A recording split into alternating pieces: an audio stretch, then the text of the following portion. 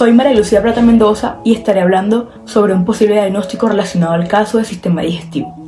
Teniendo en cuenta que nuestro paciente es un hombre de 42 años con obesidad, sometido a estrés, con antecedentes de dislipidemia, con dolor en epigastro y con vómitos, nos conduce a pensar en una coledocolitiasis.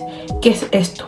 Principalmente, el colédoco es un conducto biliar a través del cual la bilis, producida en el hígado o almacenada en la vesícula biliar, es conducida hasta el duodeno para favorecer la digestión y la absorción de las grasas.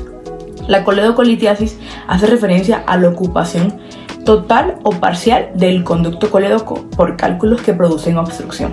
Estos cálculos se clasifican en primarios, que son los que se forman de novo en el conducto biliar común y están compuestos por bilirrubinato de calcio, es decir, que tienen pigmento oscuro. Y los cálculos secundarios son los cálculos del conducto biliar que se forman en la vesícula biliar y se mueven hacia el conducto biliar común por el conducto cístico. ¿Cómo podemos relacionar esto con sospechas de nuestro paciente? Por medio de la tríada de Charcot, que indica dolor en hipocondrio derecho, referido a espalda, fiebre e ictericia.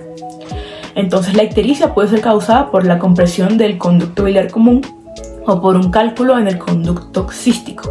Esto puede causar sensibilidad en el abdomen superior o en el cuadrante superior derecho, formando las escleras ictéricas.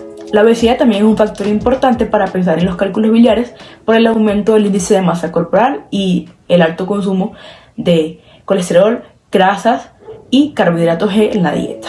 Los medicamentos como la somatostatina que toma nuestro paciente eliminan la motilidad postprandial de la vesícula biliar y esto aumenta el riesgo de formar cálculos biliares.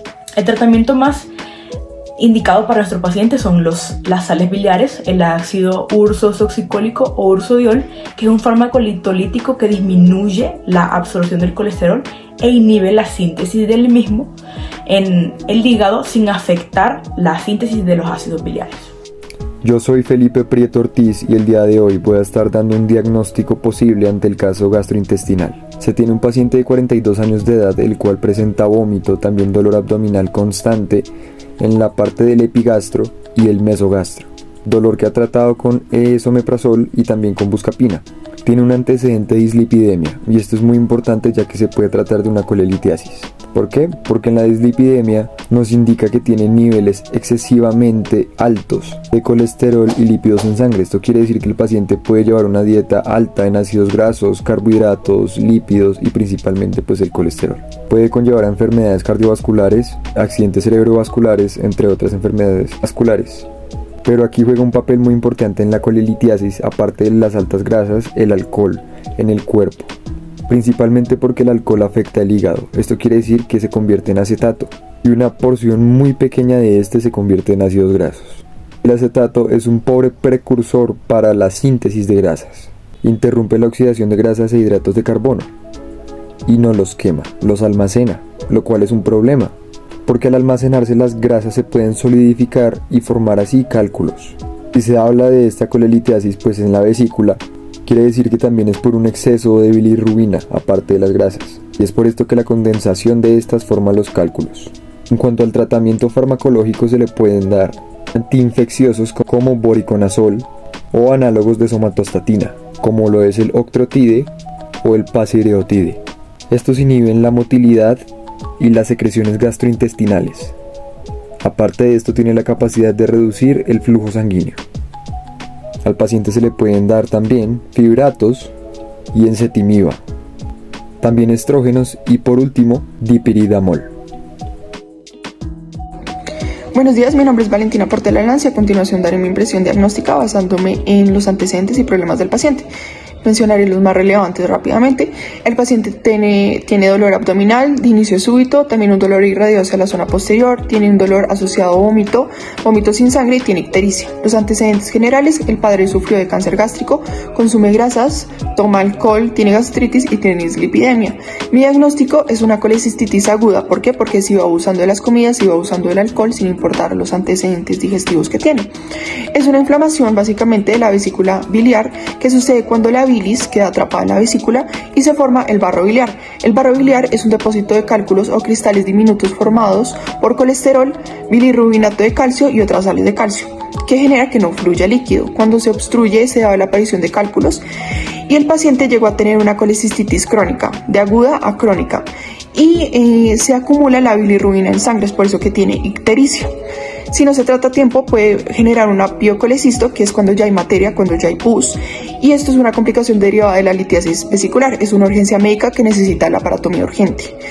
Para corroborar esta información es necesaria una ecografía de hígado y vías biliares, un cuadro hemático, transaminasa, gases arteriales, marcadores para procesos infecciosos y, bueno, como dije anteriormente, como mencioné, se necesita una colecistectomía laparoscópica. En caso de que no sea una urgencia quirúrgica, corroborando la información con los exámenes, se puede tratar con ursodiol, que este medicamento va a degradar los cálculos, y en caso de que llegue a tener una piocolecisto, se puede usar un antibiótico llamado ciprofloxacino, que se toma una cada 4 horas y es un antibacteriano. Como la historia clínica de nuestro paciente nos indica que tiene un dolor abdominal intenso y constante en una zona específica del estómago, o otros síntomas como la intolerancia a la lactosa, la intolerancia a las grasas o las flatulencias, o los antecedentes familiares como que el papá muere por cáncer gástrico, o antecedentes toxicológicos que fuma y bebe, o los antecedentes de una gastritis hace más de 3 años, estos síntomas nos conllevan a un posible diagnóstico. Nuestro posible diagnóstico es cáncer gástrico. El cáncer gástrico es el más común en el tubo digestivo y sus síntomas salen a la luz después de muchos años, como la acidez o dolor abdominal en una zona específica, entre otros síntomas. Podemos ver que los factores de riesgo para esta enfermedad nos padecen o nos aumentan a generarla más rápido. Unos factores de riesgo podrían ser la edad, la etnia, el género, entre otros, pero los antecedentes que nuestro paciente al fumar nos aumenta el riesgo de padecer esta enfermedad, o tener gastritis mucho tiempo nos debilita las paredes del estómago, generando más propensos a diferentes enfermedades. Como podemos ver, los dolores abdominales, las sensaciones de llenura y todo eso son posibles síntomas de un cáncer gástrico. Al comer sal, al comer mal, a tener una dieta mala en frutas o en verduras, nos llevarían a padecer más esa enfermedad, ya que nuestro paciente tiene diferentes síntomas y diferentes costumbres, nos muestra o nos indica un posible cáncer gástrico. Mi nombre es Carol Juliana Prieto Cárdenas y hablaré sobre la pancreatitis como diagnóstico diferencial en este caso. El páncreas es una glándula larga y plana que se ubica detrás del estómago en la parte superior del abdomen. Este se encarga de producir enzimas y hormonas que van a ayudar al proceso de digestión y a la regulación de la glucosa. En general existen 2 tipos de pancreatitis, tenemos la aguda y la crónica. En este caso vamos a hablar de una pancreatitis aguda, ya que este paciente presenta todos los síntomas relacionados con este tipo de patología y descartamos que sea crónica, ya que no hace referencia a que tenga algún tipo de heces grasosa con color pálido y que tenga alguna pérdida de peso. Existen diversas causas que pueden generar que una persona adquiera pancreatitis. En relación al caso clínico, podemos decir que este paciente tiene ingesta de alcohol, también tiene niveles altos de triglicéridos en sangre, se encuentra en preobesidad y aparte de esto hay algunos otros factores que creo que son importantes destacar, como son la ingesta de ciertos medicamentos y también la presencia de cálculos biliares. La pancreatitis aparece cuando las enzimas digestivas se activan encontrándose aún en el páncreas. Lo que hace esto es que irrita las células pancreáticas y asimismo causan una inflamación. Por último, hablaremos del tratamiento en general. Tendremos un plan terapéutico y un tratamiento farmacológico.